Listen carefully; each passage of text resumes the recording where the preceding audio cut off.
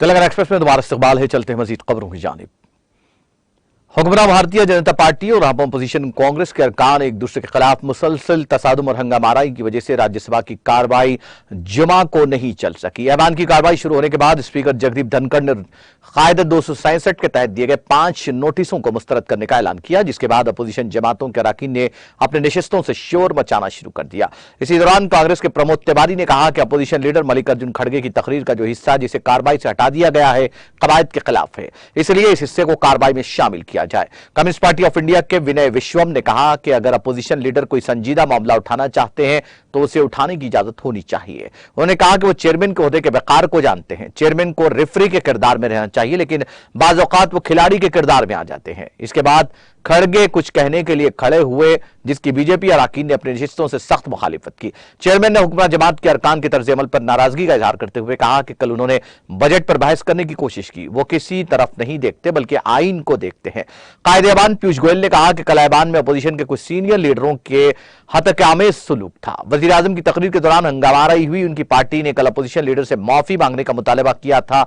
उन्होंने कहा कि माफी मांगने के बाद ही कार्रवाई चलेगी। इसके बाद बीजेपी अरकान ने मोदी मोदी के नारे लगाने शुरू कर दिए।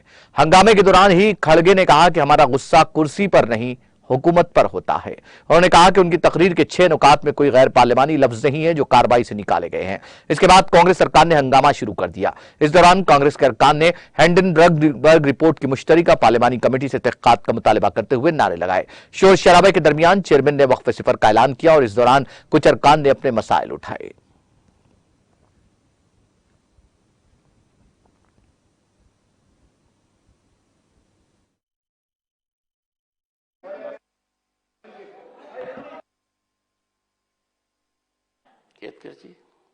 Have to be permanently stationed in Harvard to understand rationality of what I do.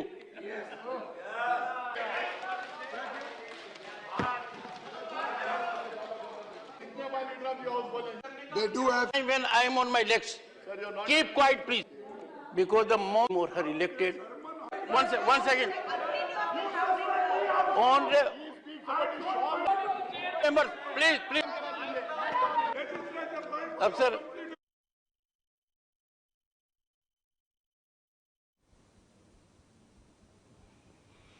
वज़ीर सेहत डॉक्टर मानसुख मांडविया ने जुमा को पार्लियामेंट में रियासती हुकूमतों को आगाह किया, जिन्होंने मरकज की शिराकत से चलाई जाने वाली सेहत की स्कीमात को मुख्तलिफ नाम दिए हैं। ऐसी सूरत में मरकज उनके लिए इन स्कीमात में अपने हिस्से का पैसा रोक सकता है।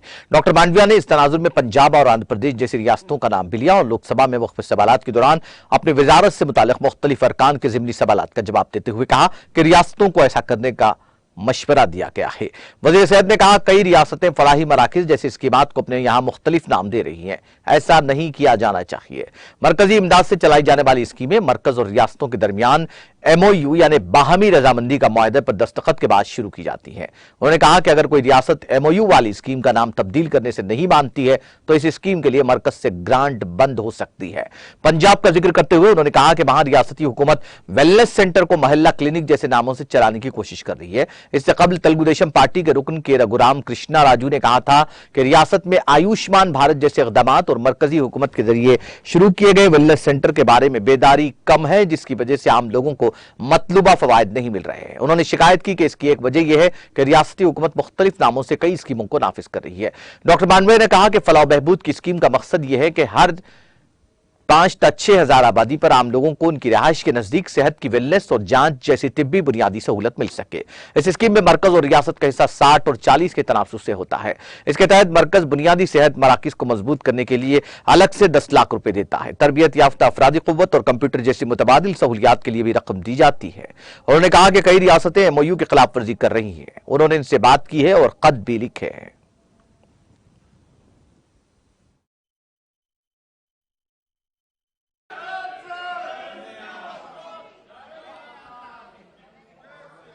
स्टेट गवर्नमेंट को कई अधिकार दिए गए हैं, कई सेंट्रल गवर्नमेंट को अधिकार दिए गए। अल्टीमेटली सेंट्रल गवर्नमेंट स्टेट में ही काम करती है। दोनों का कोऑर्डिनेशन अच्छी तरह से रहे बहुत आवश्यक होता है। 2018 में प्रधानमंत्री जी ने बहुत एक ambitious scheme Ayushman Bharat health and wellness centre चालू किया। आज देश में 1,54,000 हेल्थ एंड वेलनेस सेंटर बनाए गए। हेल्थ एंड वेलनेस सेंटर बनाने का उद्देश्य ये था कि देश में हर 5-6 हजार पॉपुलेशन पर एक ऐसा हेल्थ एंड वेलनेस सेंटर हो, वहां व्यक्ति अपनी ट्रीटमेंट तो करवाए, लेकिन वेलनेस के लिए भी वहां योगा का भी सेशन चलता हो, ईट राइट फूड, कैसे फूड लेना चाहिए उसका भी चलता हो, उसकी स्क्रीनिंग की फैसिलिटी भी हो। जो भारत सरकार के नोटिफाइड डिसीज है, डिसीज मुक्त NCD का प्रोग्राम भी वहां पर चलता हो। ऐसा करके एक बहुत कॉम्प्रिहेंसिव स्कीम चलाई और उसका ये स्कीम का 60-40 में थी, जिसमें 60% भारत सरकार देती है, 40% स्टेट गवर्नमेंट कार्ड निकालती है, और उसमें उसका नाम हेल्थ एंड वेलनेस सेंटर रखा है। जब कोई स्कीम कैबिनेट में अप्रूव होती है, उसके बाद सेंट्रल गवर्नमेंट स्टेट गवर्नमेंट के साथ MOU करती है कि वे स्कीम का हम इम्प्लीमेंटेशन करेंगे, और इस स्कीम के मुताबिक भारत सरकार स्टेट गवर्नमेंट को पैसा देती है। और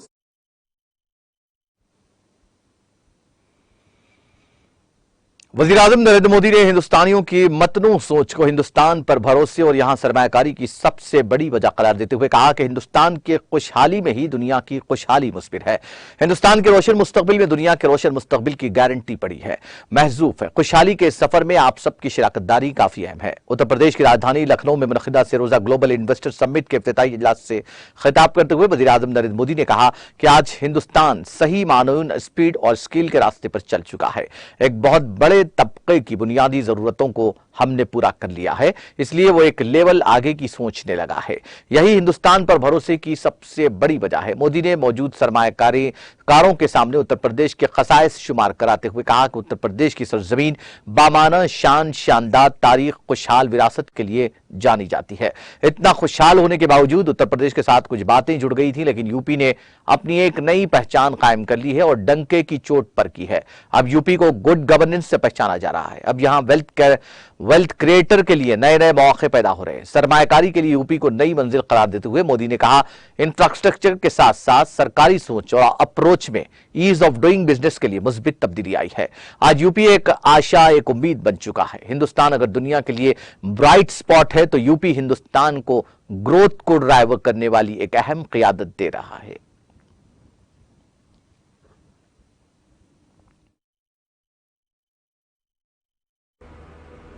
आप सबने मुझे भारत के प्रधानमंत्री के साथ साथ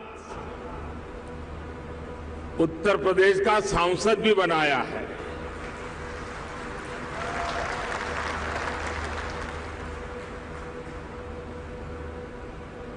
उत्तर प्रदेश के प्रति मेरा एक विशेष स्नेह है और यूपी के लोगों के प्रति मेरी एक विशेष जिम्मेदारी भी है। मैं आज उस दायित्व को भी निभाने के लिए आज इस समिट का हिस्सा बना हूं और इसलिए मैं देश विदेश से यूपी आने वाले आप सभी इन्वेस्टर्स का अभिनंदन करता हूं, स्वागत करता हूं। साथियों, उत्तर प्रदेश की धरती अपने सांस्कृतिक वैभव, गौरवशाली इतिहास और समृद्ध विरासत के लिए जानी जाती है। इतना सामर्थ्य होने के बावजूद यूपी के साथ कुछ बातें जुड़ गई थी। लोग कहते थे यूपी का विकास होना मुश्किल है। लोग कहते थे यहां कानून व्यवस्था सुधरना नामुमकिन है। यूपी बीमारों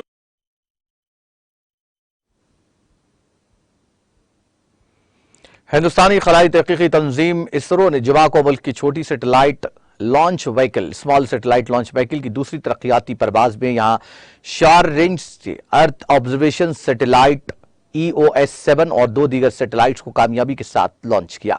SSLVD-2 और इन सब को कामयाबी के साथ शेड्यूल के मुताबिक मतलूबा मदार में रखा गया। इससे कबल 6.5 घंटे की उल्टी गिनती के बाद जो सुबह 2:48 पर शुरू हुई थी। SSLV-D2 साफ मौसम के दरमियान सुबह 9:18 पर पहले लॉन्च पैड से उठा। 15 मिनट की परवाज और 3 मराहिल की अलायदगी के बाद 119 टन 34 मीटर लंबा SSLV 156.3 kilogram EVOS 07 satellite 10.2 kilogram जेन से एक सैटेलाइट अमेरिकी कंपनी एंटारियस का तैयार करदा और 8.8 किलोग्राम स्पेस गेड इंडिया का तैयार करदा सैटेलाइट ले गया। चेन्नई के आजादी से टूर सैटेलाइट को 450 किलोमीटर तवील मदार में 37.2 डिग्री के झुकाव पर रखा गया था। इसरो के चेयरमैन एस सोमनाथ ने मिशन कंट्रोल सेंटर इसरो के साइंसदानों से खिताब करते हुए कहा कि मिशन पूरा हो गया है। उन्होंने कहा कि SSLV-D2 मिशन कामयाब रहा और तीनों सैटेलाइट्स को दुरुस्त मदार में रख दिया गया। उन्होंने मिशन की कामयाबी के लिए इसरो की पूरी टीम का शुक्रिया अदा किया।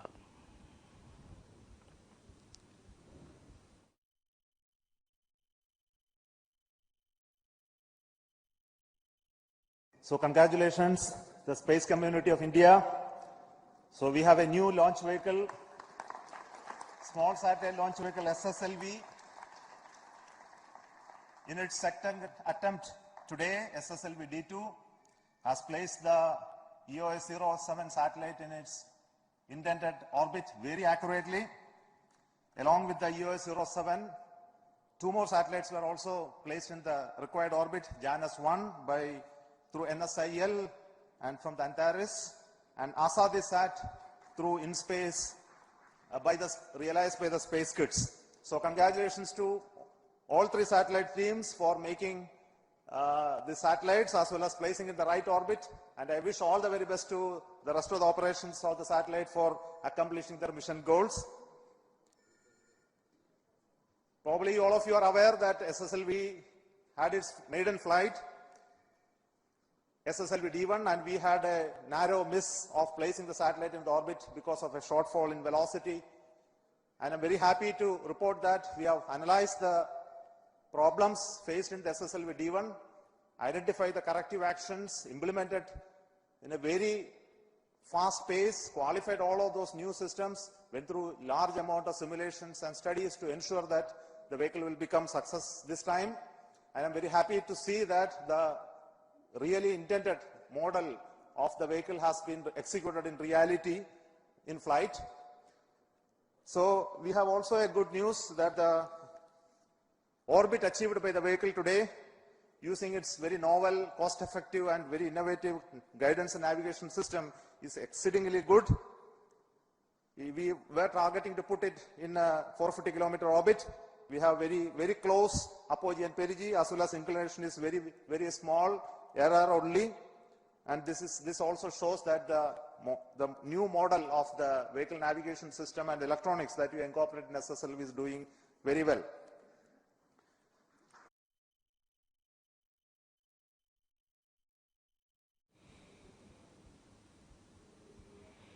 शहर श्रीनगर से ताल्लुक रखने वाले मार्शल आर्ट से वाबस्ता कई खिलाड़ियों ने नेपाल में गोल्ड मेडल जीतकर वादी कश्मीर और अपने जिले का नाम रोशन कर लिया है। इत्तलात के मुताबिक नेपाल में 7वीं साउथ एशियन इंटरनेशनल चैंपियनशिप के दौरान सर्वसिम मार्शल आर्ट क्लब और बिस्मिल्लाह क्लब के श्रीनगर से वाबस्ता खिलाड़ियों ने बेहतरीन कारकर्दगी का मुजाहरा करके 3 गोल्ड मेडल अपने नाम किए हैं, जिस पर क्लब के मुंतजमीन ने मसरत का इजहार किया है। यहाँ बात काबिल जिक्र है कि इन खिलाड़ियों ने हाल ही में रियासती और कौमी मुकाबलों में भी अच्छे कारनामे अंजाम दिए हैं, जिसके बाद उन्हें साउथ एशियन गेम्स के लिए मुंतखब किया गया था।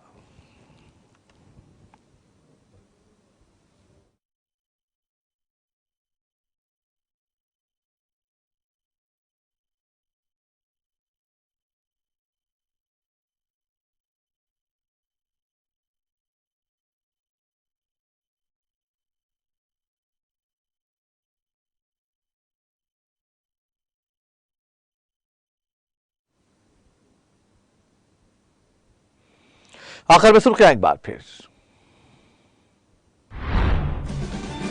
जंगलात की जमीनों पर किसी किस्म के तजावुजात को नहीं किया जाएगा बर्दाश्त। वजीर आला केसीआर ने दिया इंतबाह। दर्ज फहरिस्त कबाइल में चंद तबकात को शामिल करने से मुताल्लिक करारदाद भी की पेश। सिंगारनी को खानगियाने मरकज को रोकने राजेंद्र को केटीआर ने दिया मशवरा। कहा किसकी मां पर भारी कीमत में कोयले की हो रही है दरामद।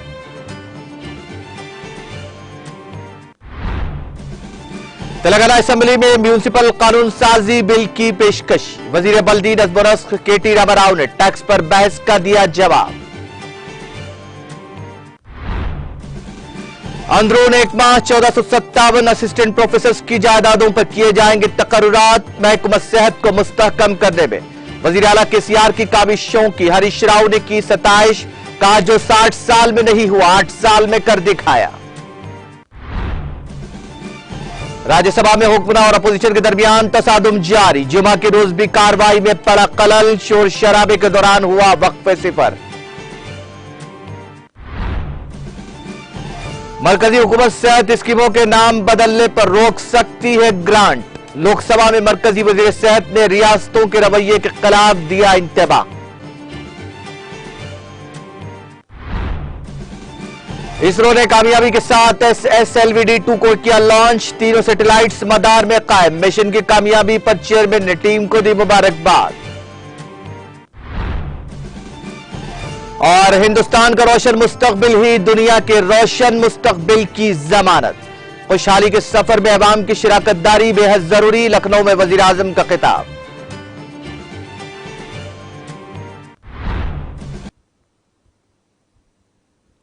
तेलंगाना एक्सप्रेस में फिलहाल इतना ही। मुझे और मेरी पूरी टीम को दीजिए इजाजत। ताजा तरीन अपडेट्स के लिए देखते रहिए TTV।